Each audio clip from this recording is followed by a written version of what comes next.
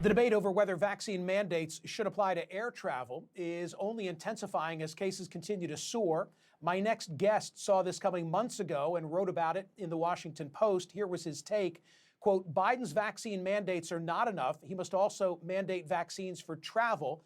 Dr. Zeke Emanuel, former member of then President-elect Biden's COVID advisory board, joins me again now. Dr. Emanuel, before we get to the airline situation, I give credit to Dr. Fauci for coming on and talking about the confusing nature of this recent CDC guidance. I don't know that we shed any new light on the situation, but react, if you will, to those issues before we talk about airline travel. Well, I've been very, not so much confused, but perplexed by why the CDC did that. It doesn't seem to be medically indicated. The fact that people shouldn't test after 5 days before they take themselves out of isolation seems very perplexing. Now, maybe they shouldn't get a rapid test, but should get a PCR, but we don't have availability of PCR. That certainly has to be a component of it.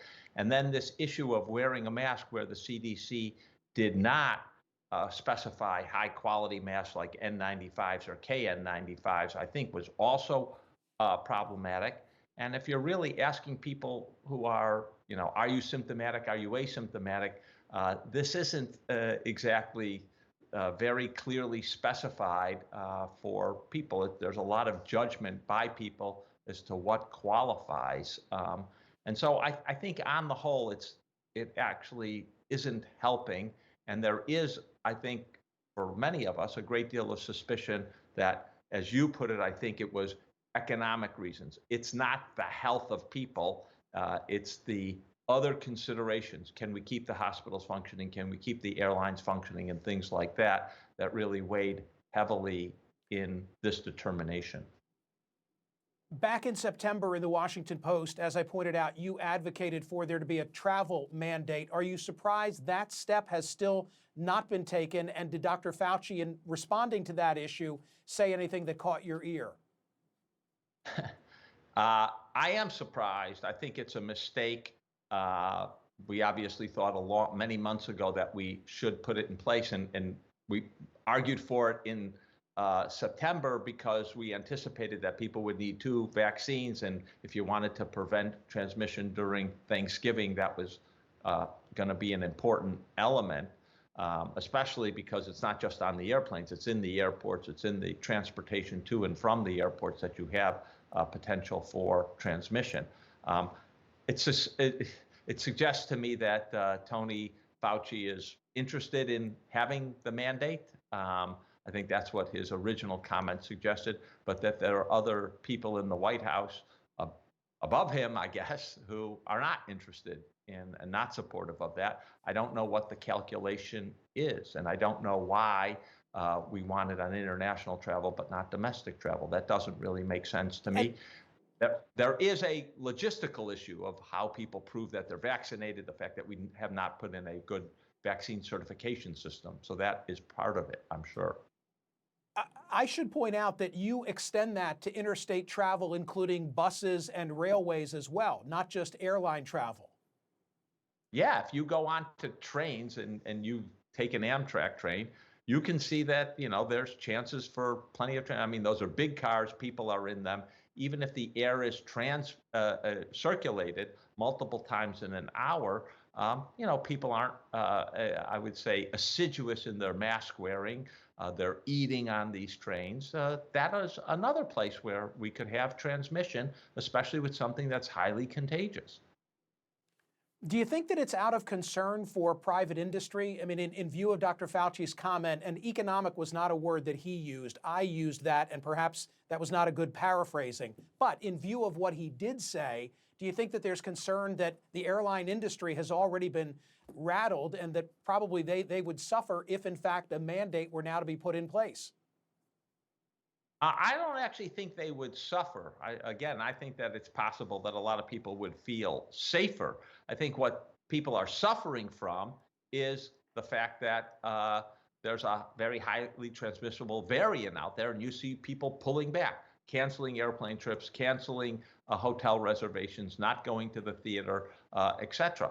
If people were more confident that transmission was low, you would probably see a lot more of that. And the way to get that kind of community level transmission to be low is to have more people vaccinated. The reason to do the vaccines for travel is to get more people vaccinated. That is the fundamental point. Dr. Emanuel, from social media, put it up on the screen and I'll read it aloud so that both Zeke Emanuel and I can respond. What do we have? We don't have a choice who we are stuffed into a cabin with, says Julie. You obviously agree with that point. Yep. I agree with that point, and I think the same thing is true when you go to a restaurant, when you go to the theater, when you go outdoor, when you go into some facility. You don't choose who they are. You don't know how good the ventilation is, although on airplanes it is good. And you know, a lot of people are not, as I said, not good about wearing high quality masks and keeping them over their nose and well sealed. Look, it can be done. I've noted before, the first time, this will sound odd, the first time I was ever asked to show proof of vaccination was at a Dead and Company concert that I went to several months ago. Now, was it the most, was it the most arduous of inspections? Not really, but I appreciated it, and 40,000 people were there that night. One more, if I can read it aloud for Dr. Emanuel. Put it back on the screen if you can. Here we go. Ideally, yes, but perceived loss of liberties. Yeah, that's a good argument. What do you say, Dr. Emanuel, to those who say, don't tread on me, this is an intrusion on my personal liberties? Look, I think this argument, I think I said it before, this argument is not an argument that any American founding father would understand. They would be confused. You mean you're going to go around with something contagious, something that could kill other people, and you say that you have the liberty to do that? They wouldn't recognize that. It's not a matter of liberty. Liberty is when you don't impinge and you don't threaten the well-being of your neighbor. When you threaten the well-being of your neighbor because you're not vaccinated, you aren't taking precautions, that's not liberty. That's not taking individual responsibility. And I think that is the fundamental issue. When you have an infectious disease circulating and you could be spreading it, you are not at liberty to infect other people and potentially end their lives. That's not what we stand for in this country. Dr. Emanuel, thank you so much as always. We appreciate it.